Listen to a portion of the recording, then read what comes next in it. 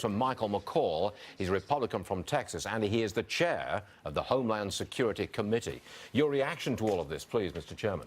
Well, this is what ISIS has relegated itself to, these low-scale, low-tech bombings.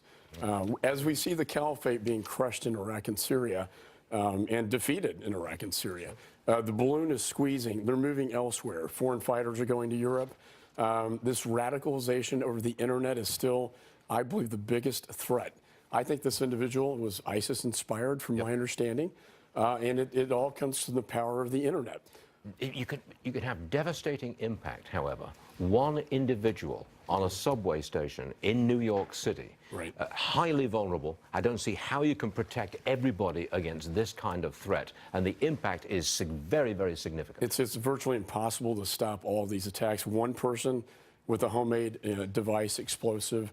It's a soft target. We've been worried about the subway system in New York because it is so soft. We have canines deployed, but you just can't stop every act like this. What about those foreign fighters, Americans, left this country, went over there to fight, they got beaten, ISIS is defeated on the ground, and some of those foreign fighters are coming back. You're the chair of the Homeland Security Committee. What are we doing about those people? Well, there are thousands of them. Thousands have returned to Europe. Hundreds have returned to the United States. If we can lock them up, we do, and if we can't, we monitor them. Have we locked them up? Some of them? Many have we of them locked them up? have. What would be the charge? Anything we can charge them with, usually providing material support to ISIS. Okay. And if we can't, then we monitor them in the United States. I work with the FBI very closely to make sure those individuals are being monitored. But you know, again, this is a new age of terror. It's going to be kind of smaller scale, low tech events designed to bring down the city. However, you would say to me this morning that you are getting a grip on it. You've got a handle on this thing. I really, look, you have a global ideology that we can't stop right now, and it's all over the internet. Working with the tech companies, I want to take this jihadist material off the internet because that's their power. But it's not going to end in our lifetime. But it is getting lower scale and lower tech. You know, so when we asked you to be on this program this morning, we had a totally different subject in mind. We did not know that there was going to be a bomb attack on the subway system in New York. So who did you bring with you for the other subject, which we were going to cover? Well, this is more of a good news story on a bad news day. For sure. And it's my friend, little Sadie Keller, a childhood cancer survivor. I chair the Childhood Cancer Caucus.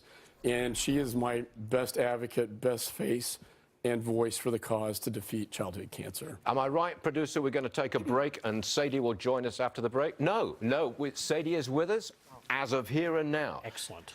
You're great. You're a cancer survivor, aren't you? A leukemia survivor, correct? Yes. I hesitate to ask, but the moment came when you found out that you were in remission, that it was going away. Do you remember that moment? Yeah, it was just very, incredible, and I was, so happy. Even when I was 7, I didn't really know what remission meant, but I knew that it was a good thing. So it was just, a really awesome day and, really exciting. We can only imagine, Sadie. We can only imagine. Now, you have a special program. You are collecting toys, are you not? Yes. Can you just tell us about it? Yes, so I do something called Sadie's Sleigh, which is where I collect toys from my hospital and donate them to the children fighting cancer in the hospital on Christmas. So this year for Sadie's Sleigh, my goal is to collect 10,000 toys for 4 hospitals, Children's Medical Center in Dallas and Plano, Cook Children's in Fort Worth, and Medical City Children's Hospital. And how's it going? You wanted 10,000 toys for Sadie's Sleigh. Can you tell us how many you got? Well, right now we have about 3,000 toys. That's pretty good. Yeah. And you only just started this thing. Just started. Yeah. Just started.